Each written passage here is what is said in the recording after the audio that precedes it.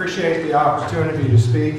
I just want to reflect a little bit because the board, I think, has been very forward in bringing information to the community.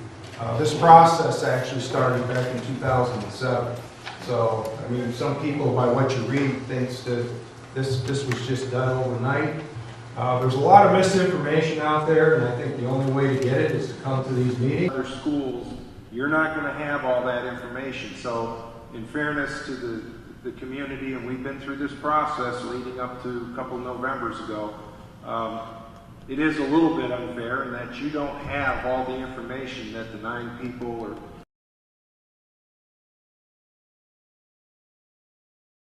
since I've probably been involved with this process as long as anybody. Just a couple of things that happened early on that got us here is if we could cut that right in half. The whole process, we had the option of renovate versus building new. And we missed a step. You know, we had this where we were supposed to review if renovating was the same thing as building new.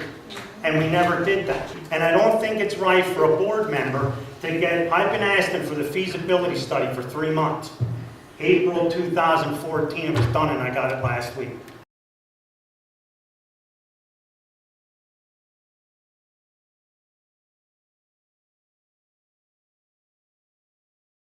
Be a policy in executive session to predetermine how the votes were going to happen out on the main floor. Now listen to me completely. But Hal Resch went home one night and said, "Gee whiz, you know, I don't have to vote yes for everything, you know, and be 9 to because I don't agree with everything." And I think I fooled a couple board members a couple times when I voted. First time I abstained on a vote because I wasn't sure of, I didn't have enough information. And then I realized abstaining around here is sort of like a bad thing because you got to write your whole life history down as to why you abstain.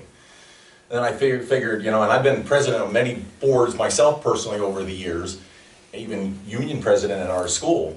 I realized, you know what, I don't need to vote yes anymore. And that's when I would go home and read the facts. Now, hold on to your butts.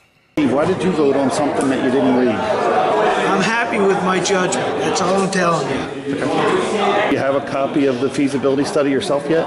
No, I don't. Have you read any of it? No, I didn't. Mr. Bradley. Lori, why did you vote on something you didn't read yet? I've seen it. I've seen most of the feasibility. I have seen it, David. I have seen it. Did you pass something you didn't read yet? I'm not answering questions, Dave. Okay. Larry? No comment. Why did you pass something? No comment, Mr. Bradley. No comment. Okay. All right.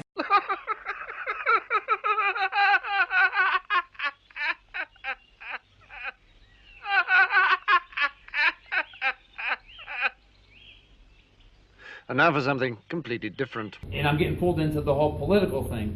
The only person that I see here questioning all this is you. So I don't see 50 other people standing behind you with the same question. Does it matter? I guess it kind of does. That the number of people changes the validity of the question. Absolutely. That the number of people changes the validity of the question. Absolutely. To our true calling, a name that matches our mission. All ye in favor of Pirates of the Poconos, say aye. Be there any naysayers, you'll be walking the plank. Plus this feasibility study, another more than 4, and you're only getting a couple bucks back? Who's making this deal? Did you make this deal, Gloria? Did you say this is a great deal for the town? Mr. Bradley, you know the protocol. You're not supposed to be questioning board members. I'm sorry. Okay. I'll question the board as a whole.